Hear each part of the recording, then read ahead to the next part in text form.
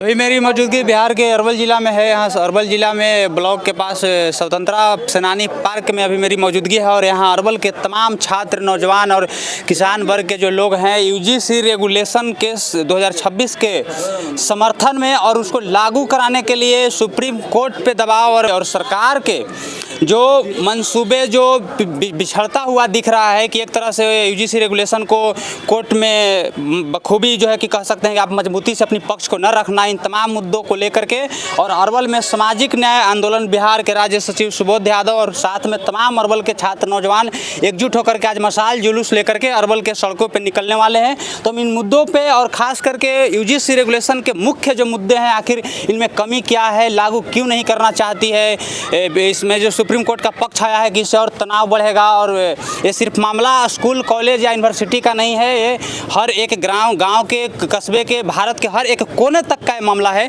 तो हम बात करते हैं सीधा सुबोध जी से। यूजीसी रेगुलेशन के जो समर्थन में आप लोग बैनर के साथ साथ महाजुटान समता का जो आगाज कर रहे हैं, इससे क्या प्रभाव देखने को मिलेगा और इसकी एक मतलब बेहतर वैकल्पिक सोच क्या हो सकती है? फोटो भी कीजिए।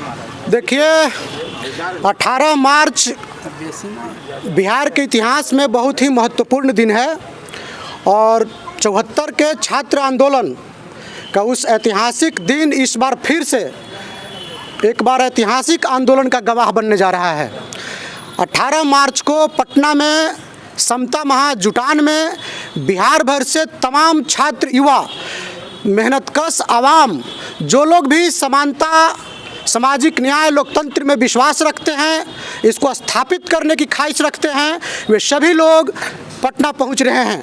मैं बता दूं कि ये लड़ाई वंचित, शोषित जो तबके हैं उस वर्ग के गरिमापूर्ण जीवन का ये संघर्ष है और इस संघर्ष को आगे बढ़ाने के लिए बहुजनों के तरफ से महाजुटान का आयोजन किया गया है।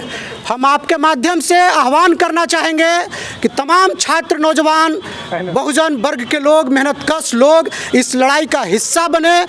जो लोग इसका विरोध कर रहे हैं वे लोग, तमाम लोग समानता मिजाज के लोग हैं, जो लोग जातीय अहंकार और जातीय पूर्वाग्रह के वजहों से इस रेगुलेशन का लोग विरोध कर रहे हैं। तो आपको समझना होगा कि महात्मा फुले के समय में इस देश के बहुत प्रतिष्ठित, जो लोकमान्य कहे जाते थे, तथाकथित सवर्ण वर्ग से आने वाले महापुरुष के रूप में जिनको हम लोग इतिहास में पढ़ते रहे हैं, उनके तरफ से ये समानता की जो लड़ाई है उसका विरोध किया जा रहा था। उनके तरफ से कहा जा रहा था कुणबी, तेली और बाकी जो वंचित, शोषित वर्ग के लोग हैं वे पढ़ाई लिखाई क्या करेंगे। और जब अभी जेएनयू के वीसी की तरफ से कहा जा रहा है कि दलित और ब्लैक लोग पीड़ित मतलब मानसिकता के लोग हैं, उसी तरीके से पुष्पेश पंत नाम के जवाहरलाल विश्वविद्यालय के जो प्रोफेसर हुआ करते थे, वे जब उच्च शिक्षा में आरक्षण लागू हो रहा था तो उनके तरफ से कहा जा रहा था कि दलित पिछड़े लोग तो पढ़ना ही नहीं चाहते थे और अब उनको विशेषाधिकार किस बात का चाहिए। तो ये विशेषाधिकार को तोड़ने के लिए समान अवसर का जो सिद्धांत है उसके आधार पे मतलब शिक्षा, उच्च शिक्षा में आरक्षण मिला था और वहाँ पे जो भेदभाव किया जा रहा है, आज जो अंगूठा काटने के जगह पे लोगों को मार्क्स कम दिया जा रहा है, उनको प्रताड़ित किया जा रहा है ताकि बहुजन वर्ग के लोग, दलित, पिछड़े, वंचित सोसाइटी से आने वाले बच्चे जो कॉलेज कैंपसों में पहुंच रहे हैं, सांस्थानिक हत्या उनकी की जा रही है, प्रताड़ित किया जा रहा है, जिसके वजह से उनको आत्महत्या करने के लिए मजबूर होना पड़ रहा है, जिसको हम सांस्थानिक हत्या कह रहे हैं।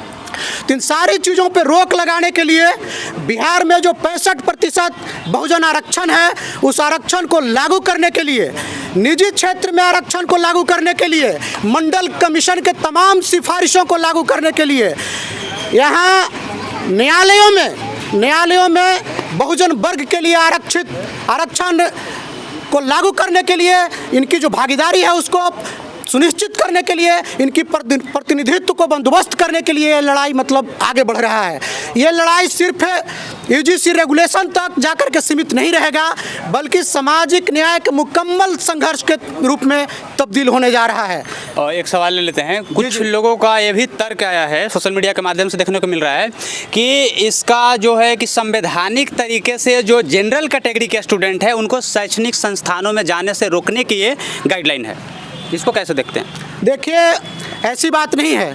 जनरल कैटेगरी के जो लोग हैं उनके 90%, 85%, 82% प्रोफेसर और 45 विश्वविद्यालयों में 38 वाइस चांसलर तो उन्हीं के वर्ग के हैं। उनके रहते हुए जनरल वर्ग के बच्चों को कॉलेज से बाहर कैसे कर दिया जाएगा? और ये समानता स्थापित करने के लिए है, न कि जनरल वर्ग के बच्चों को कॉलेज कैंपसों से बाहर करने के लिए है। यहाँ तक कि जो आर्थिक रूप से कमज़ोर वर्ग के बच्चे हैं उनके लिए भी प्रावधान है। अगर कोई दलित पिछड़ा, हम कह रहे हैं, उदाहरण से समझ जाइएगा कि अगर सुदामा कोटा नाम से अगर कह करके किसी EWS वाले बच्चों को भी अगर कोई वहाँ अगर अपमानित करता है तो इसके तहत तो उसको भी प्रोटेक्शन मिलेगा।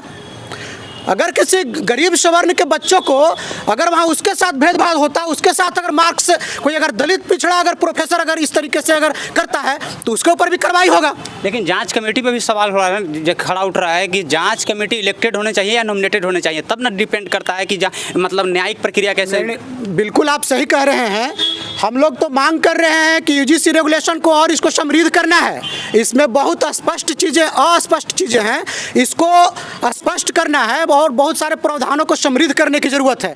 ये जो इक्विटी कमेटी है उस कमेटी में कम से कम 50% दलित और पिछड़े वर्ग का प्रतिनिधित्व वहाँ सुनिश्चित हो।